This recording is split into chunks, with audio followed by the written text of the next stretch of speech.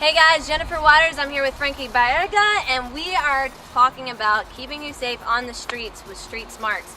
And today's scenario, what we're covering is what to do when you're attacked from behind.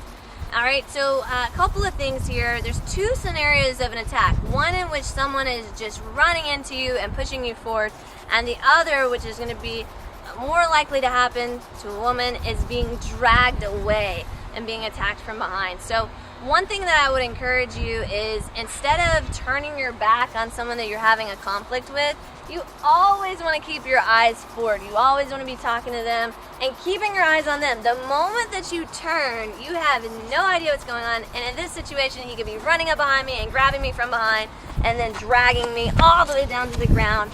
You know, in that situation, we're going to end up falling because his momentum is just going to smash me into the ground. So the number one tip for that is don't turn your back. Don't get smashed. Make sure you face whoever this person is so you can see what's going on.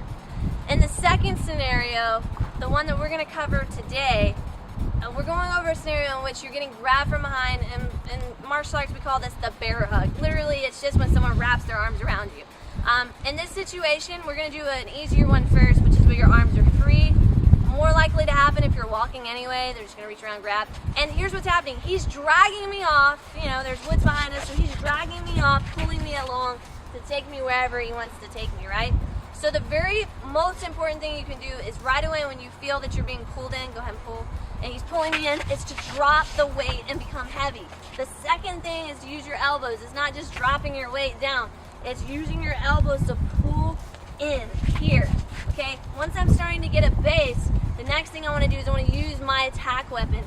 So I've got, an ability to use elbows, I can use my fist to hit his face, and most importantly, I can use my head. So I can take my head and I can reach back with my head and smack him in the face. Because you're going to use your head anyway. So I'm here, my elbows are down, I'm going to use my head, and the next thing that I'm going to do is I'm going to start walking my feet forward and applying pressure on him. Now the thing that you can't see is that as I'm applying this pressure, I'm taking my shoulder blades and I'm pulling my shoulder blades back, okay? So by taking my shoulder blades and pulling my shoulder blades back, it applies a tremendous amount of pressure, and it takes all my body weight and puts it on his arms, which is going to make it a whole lot easier for me to escape. So if he's here, if I just start pushing away with my arm strength down, I'm only using my triceps. There's no way that I'm going to break the grip of somebody who's bigger and stronger than me. But if I'm here, my elbows are down, and I'm using my head, and I'm flexing those shoulder blades back, and I walk out, now the pressure to push away is going to be greater. Finally, the last thing I want to do is, instead of just stopping here and standing up, that's not going to work, because what is he going to do? He's going to follow me. And he's got me again in the bear hug from this position. So when I get to this point and I get to here, I have to keep my head on him. There's a little bit harder technique.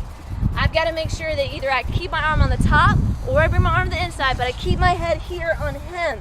By keeping my head on him, I can feel which direction he's coming. I can also mount my next offensive strike on him as well. So as a review, guys, we're here, we're applying that pressure, we're getting the head back, we're pushing. I'm keeping my head in. Whether my arm goes to the inside or the outside doesn't matter. From here, I've got all kinds of strikes that I can do, and I can mount my counterattack back. Guys, make sure you drop a comment. We'd love to hear from you on this Street Smarts self-defense situation.